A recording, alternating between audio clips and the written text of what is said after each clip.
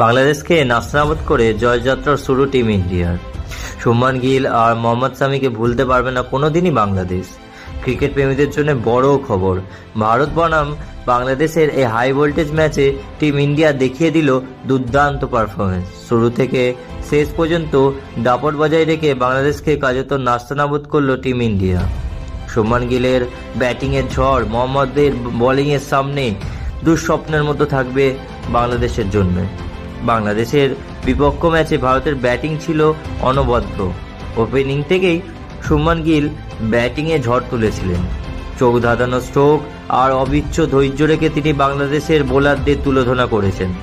একের পর এক বাউন্ডারি হাঁকিয়ে ম্যাচ একতরফা বানিয়ে দিলেন। তিনি দেখিয়ে দিলেন তিনি কতটা পারেন। অন্যদিকে ভারতীয় বোলিং বিভাগের মোহাম্মদ সামি ছিলেন এক কথায় বিধ্বংসী। তার সুইং, তার স্পিডে একের পর এক উইকেট হারাতে হয়েছে বাংলাদেশি ব্যাটসম্যানরা যেন সামির বলের স্পিডের সামনে দাঁড়াবার ক্ষমতাই ছিল না।